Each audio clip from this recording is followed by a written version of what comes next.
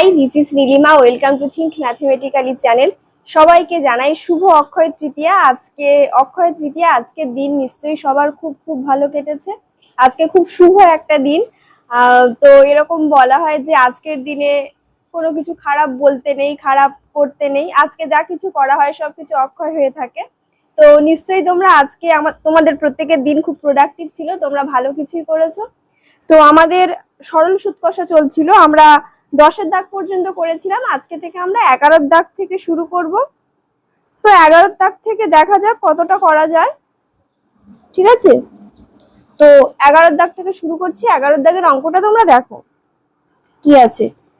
বার্ষিক 8% হার সরল সুদে কত বছরে 600 টাকার সুদ 168 টাকা হবে, হিসাব করে লিখি। খুব সিম্পল, সেই আগের মতোই অঙ্কগুলো দেখো। তো এটা হচ্ছে 11-এর দাগের অঙ্ক। I equal to PRT by 100। এবার এখানে I কত, P কত, R কত আর T কত, এগুলো আমাদের জানতে হবে। ঠিক আছে, তো দেখো এখানে কি বলেছে, বার্ষিক 8% হার সরল সুদে, মানে এখানে আর এর জায়গায় কত হবে 8। ঠিক আছে, আচ্ছা তারপরে সরল সুদে কত বছরে, এখানে টিটা জানতে চেয়েছে, কত বছরে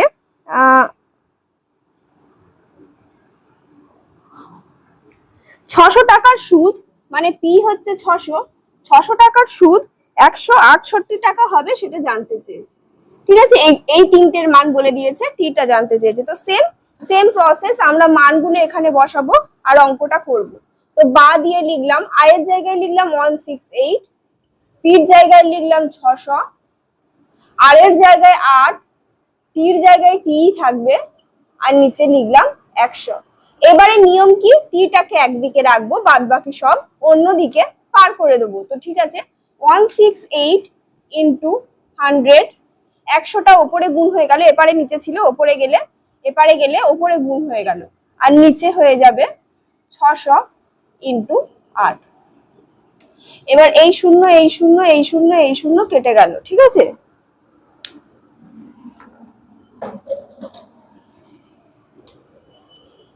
এবারে দেখো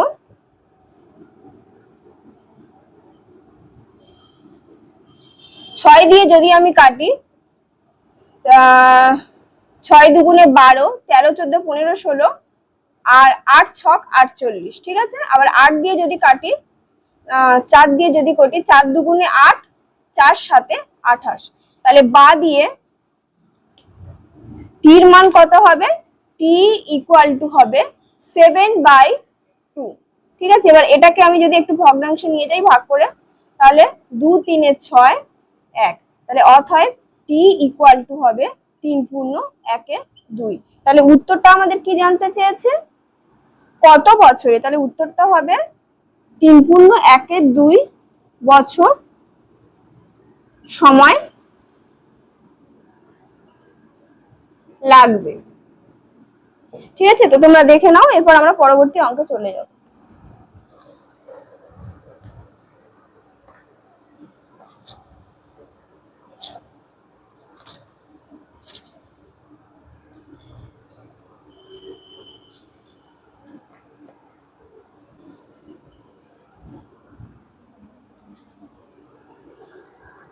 ঠিক আছে, এবার 12 দাগের অঙ্কটা দেখো।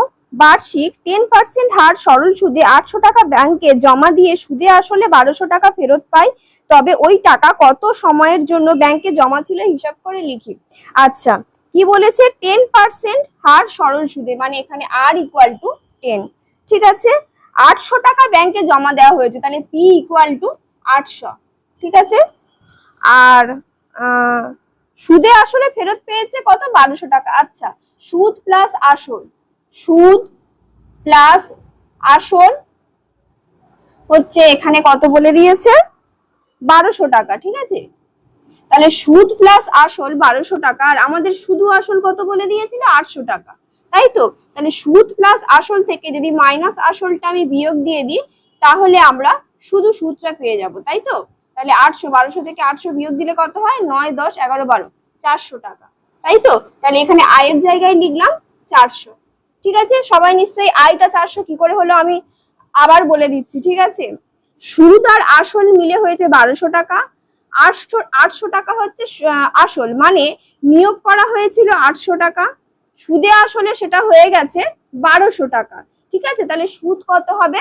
1200 থেকে 800টা বিয়োগ হয়ে যাবে, বিয়োগ করলে হয়েছে 400, তাহলে আয়ের মান হলো 400।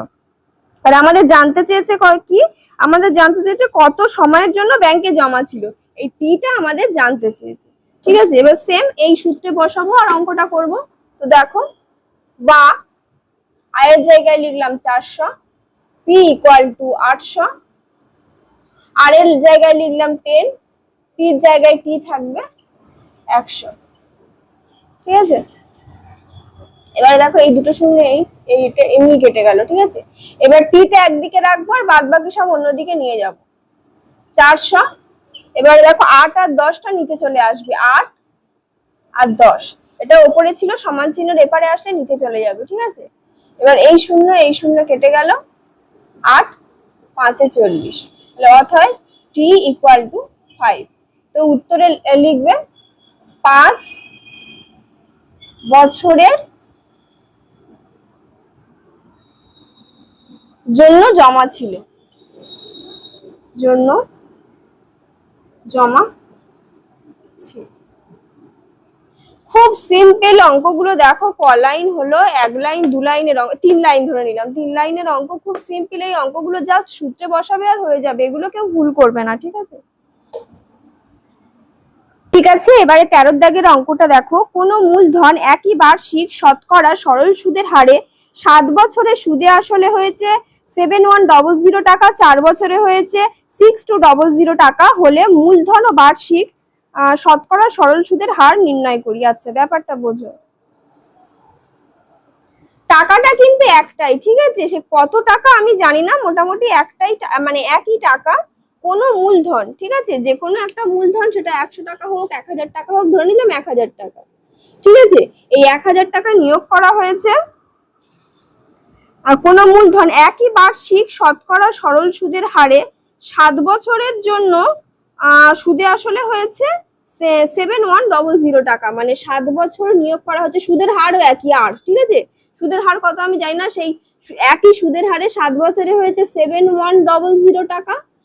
আর আরেকটা কি বলেছে, 4 বছরের জন্য হয়েছে 6200, এই টাকাটা মানে 6200 টাকা এটা হয়েছে।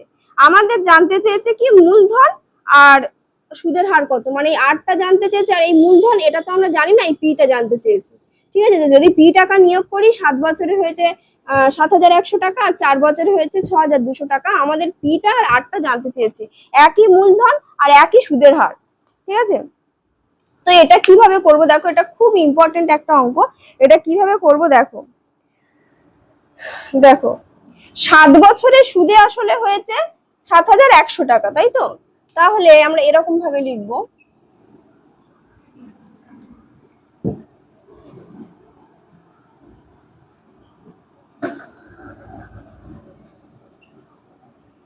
আসল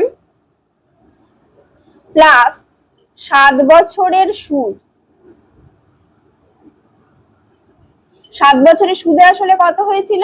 7100 টাকা, তাই তো? আর আসল যোগ 4 বছরের সুদ, সেটা কত হয়েছিল? 6200 টাকা। এবারে দেখো, অপনয়ন পদ্ধতিতে তোমরা নিশ্চয়ই ক্লাস 9-এ অঙ্ক করেছিলে। তো এরকম দেখো, যদি বিয়োগ করি, এখানে প্লাস সাইন আছে, এটা মাইনাস হয়ে যাবে, এটা মাইনাস হয়ে যাবে, আর এটা মাইনাস হয়ে যাবে, আসল আর আসল কেটে যাবে। ঠিক আছে, এবারে 7 বছরের সুদ থেকে 4 বছরের সুদ বিয়োগ দিলে হয় 3 বছরের সুদ। 3 বছরের সুদ কত হবে? এটা থেকে এটা বিয়োগ দিলে 2, 3, 4, 5, 6, 7, 8, 9, 10, 11, 9, 900 টাকা। ঠিক আছে, তাহলে 1 বছরের সুদ কত হবে? 900/3, মানে এটা হবে 300, তাই তো? আচ্ছা, এবারে তাহলে এইখান থেকে যেহেতু আসলটা বার করতে হবে, আমরা যে কোনো একটা করতে পারি। 4 বছরের সুদ কত হবে, বা 7 বছরের, যেহেতু 4টা কম আছে আমরা 4 ধরে করছি। 4 বছরের সুদ তাহলে কত হবে? 4 × 300 মানে 1200 টাকা। ঠিক আছে, এবার দেখো 4 বছরের সুদ হচ্ছে 1200 টাকা আর 4 বছরের সুদ প্লাস আসল হচ্ছে 6200 টাকা। আমি আবার বলছি, আমরা এক্ষুনি বার করলাম 4 বছরের সুদ 1200 টাকা। ঠিক আছে, আর আমাদের প্রশ্নে বইয়েই বলে দেওয়া আছে 4 বছরের সুদ আসল কত? 6200 টাকা। তাহলে সুদ আসল থেকে যদি সুদ বিয়োগ দিয়ে আমাদের আসলটা পেয়ে যাব, তাহলে লিখবো অতএব আসল সমান 6200 বিয়োগ 1200 সমান কত হবে? 0005। আচ্ছা, আসলটা 5000 কি করে হলো? দেখো আমি আবার বলছি, 4 বছরের সুদ আমি পেয়েছি 1200 টাকা আর 4 বছরের সুদ আসল বলে দেওয়া আছে, সুদ আসল বলে দেওয়া আছে 4 বছরে 6200 টাকা। ঠিক আছে, আর 4 বছরের সুদ আমরা পেলাম, শুধু সুদ পেলাম 1200 টাকা, তাই এটা যখন বিয়োগ করে দেবো আমরা শুধু আসলটা পেয়ে যাব। ঠিক আছে, এবার আসলটা আমরা পেয়ে গেলাম। ঠিক আছে, এবারে আমাদের কি বার করতে হবে? আমাদের আরটা বার করতে হবে, মানে পার্সেন্টেজ। ঠিক আছে, তো সেম I = PR/T/100 এই ফর্মুলায় ফেলে করব। এবার এইখানে I কত নেব? I PR/T এগুলো কত? I PR/T এগুলো কত কত আমাদের লিখতে হবে। ঠিক আছে, এবার I এর মান কত? মান এখানে কত আছে দেখো, I এর মান I এর মান এখানে আছে 1200 টাকা, তাই তো? 1200 টাকা সুদ পাওয়া গেছে 4 বছরে। P এর মান কত পেয়েছি? 5000 টাকা। আর এর মানটা আমাদের বার করতে হবে, আর টিটা কত? 4 বছরের জন্য। দেখো আমরা এখানে 4 বছরের যে সুদ আসল সেইটা ধরে অঙ্কটা করছি, তাহলে টির মান 4।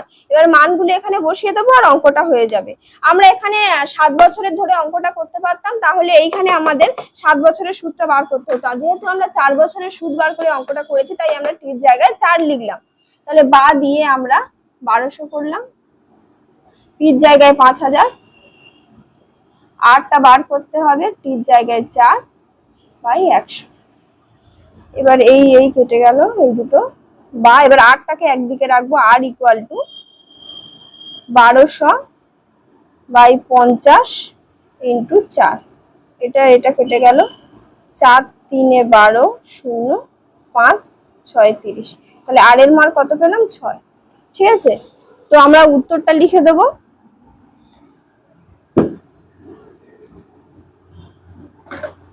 উত্তরটা এপারে লিখে দেব, অতএব আসল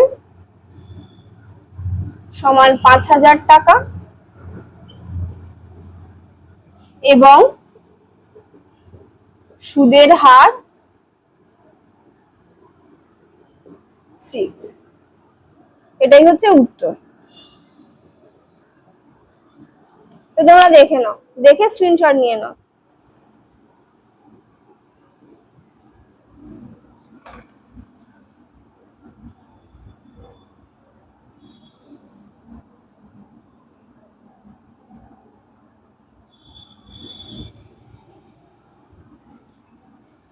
এটা 6%। ঠিক আছে, 14 দাগের অঙ্কটা দেখো। একই সময়ে অমল রায় ব্যাংকে এবং পশুপতি ঘোষ পোস্ট অফিসে 2000 টাকা করে জমা রাখেন। 3 বছর পর তারা সুদ সহ 2360 টাকা ও 2480 টাকা ফেরত পান। ব্যাংক ও পোস্ট অফিসের বার্ষিক শতকরা সরল সুদ হারের অনুপাত কত হিসাব করে লিখি। আছে একই সময়ে অমল রায় ব্যাংকে এবং পশুপতি ঘোষ পোস্ট অফিসে। আচ্ছা, ব্যাংক আর পোস্ট অফিস,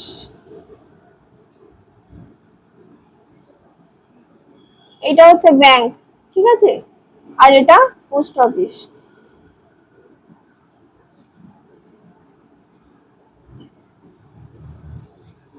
এবার ঘটনা হচ্ছে, দুজন ব্যক্তি প্রত্যেকেই 2000 টাকা করে জমা রেখেছে।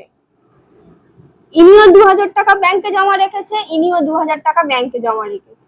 ঠিক আছে, আর 3 বছর পরে ইনিও 3 বছরের জন্য সময়, ইনিও 3 বছরের জন্য সময়। এখানে পিটা একই, পিটা এটা, টিটা একই, টিটা এটা, ইনিও 3 বছরের জন্য রাখেন, ইনিও 3 বছরের জন্য রাখেন, ঠিক আছে।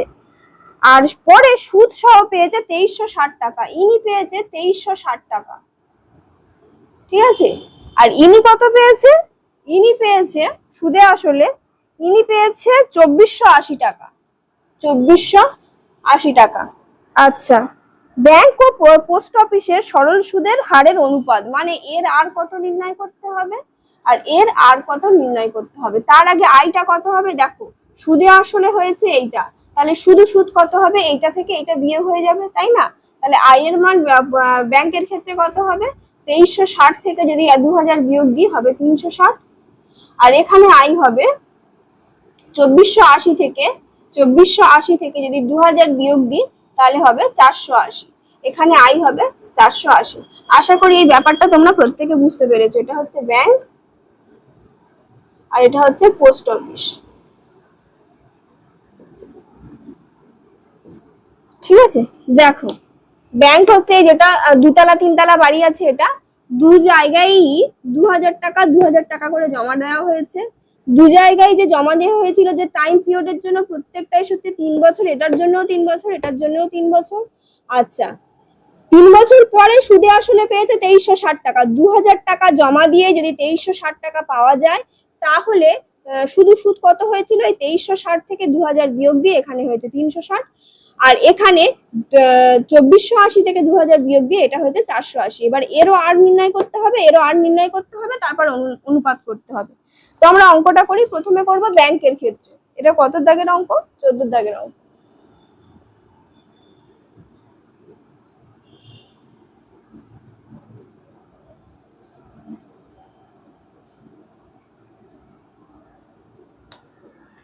ব্যাংকের ক্ষেত্রে I equal to PRT by 100। এবার এইখানে আয়ের মান কত আছে, আয়ের মান আছে 360, পির মান কত আছে, পির মান আছে 2000, আর আর এর মানটা নির্ণয় করতে হবে। পি আছে 3, নিচে 100, আরটাকে একদিকে রাখবো, বাদ বাকি সব অন্যদিকে পার করে দেবো। তাহলে আর equal to 360 into 100 by 2000 into 3। এবারে এই দুটো শূন্য, এই দুটো শূন্য কেটে গেল, এই এই আচ্ছা 3 একে 3, 3 দুগুণে 6, 2 6 12। তাহলে ফার্স্টে আরটা কত পাওয়া গেল 6। আচ্ছা, এটা আর1 ধরে নিতে পারো তোমরা, ঠিক আছে। আর1টা পাওয়া গেল 6, এটা ব্যাংকের ক্ষেত্রে হয়ে গেল। এবারে আমরা করব পোস্ট অফিসের ক্ষেত্রে।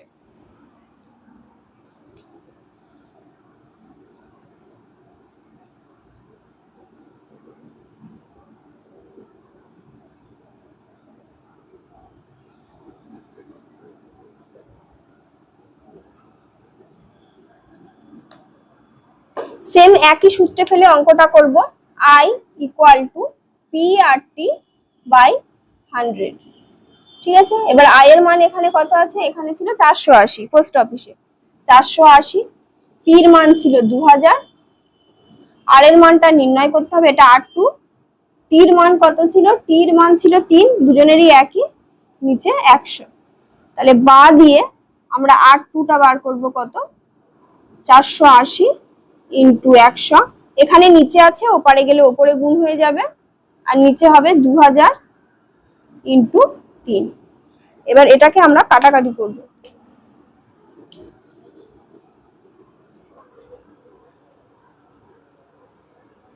তো এখানে দেখো এই দুটো শূন্য, এটা এটা কেটে গেল, এই এই আচ্ছা। এবারে 3 দিয়ে যদি কাটি, 3 একে 3, 3 6 18, 2 8 16, তাহলে 8 মান কত পাওয়া গেল, 8। তাহলে এবার আমরা উত্তরটা লিখে দেব, সরল সুদের হারের অনুপাত। তাহলে এটা পাওয়া গেছে 6, এটা পাওয়া গেছে 8।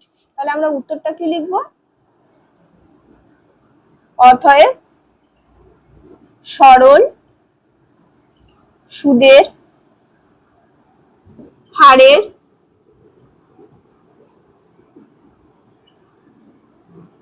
অনুপাত হবে 6:8। এবার এটাকে কাটাকাটি করলে কি হবে, 2 3 6 2 4 8, এটাই হবে অ্যান্সার। দেখে নাও, খুব সিম্পল অঙ্ক এই অঙ্কগুলো, একটু জাস্ট প্র্যাকটিস করে নেবে হয়ে যাবে।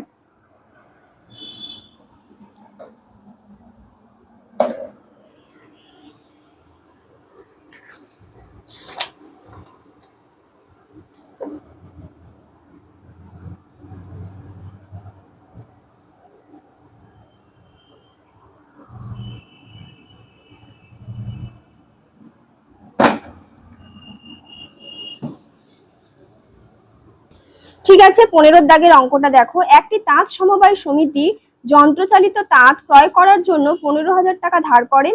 5 বছর পরে এই ধার শোধ করতে সমিতিকে 22,125 টাকা দিতে হলো, বা ব্যাংকের বার্ষিক শতকরা সরল সুদের হার নির্ণয় করুন।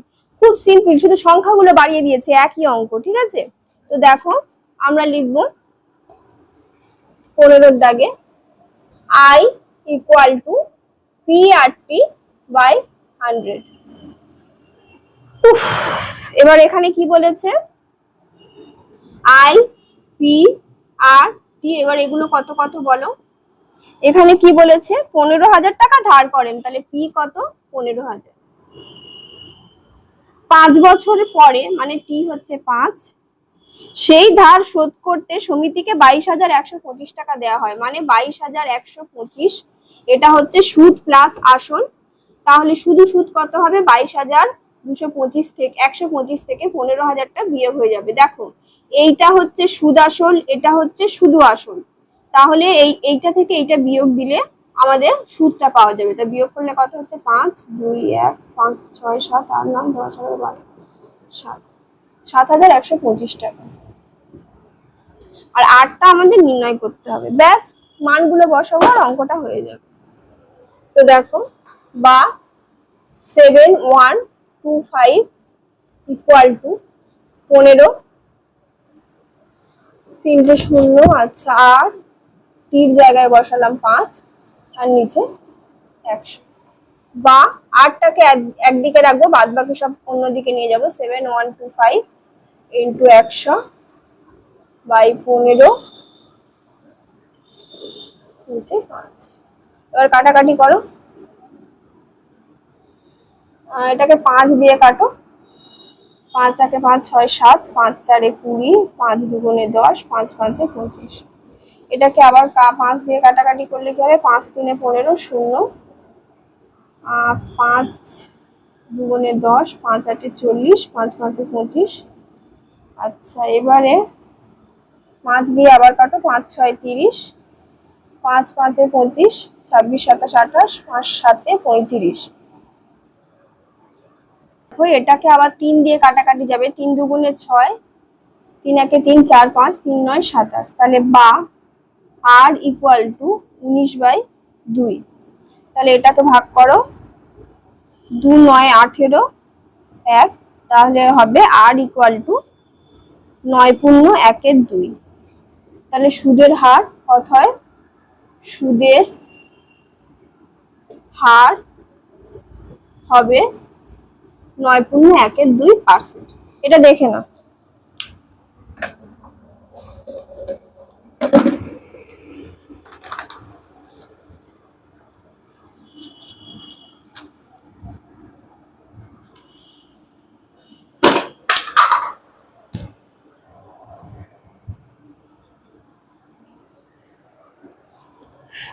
ঠিক আছে, আজকের মতো এই পর্যন্তই। প্রত্যেকে ভালো থেকো, সুস্থ থেকো, সফল হও।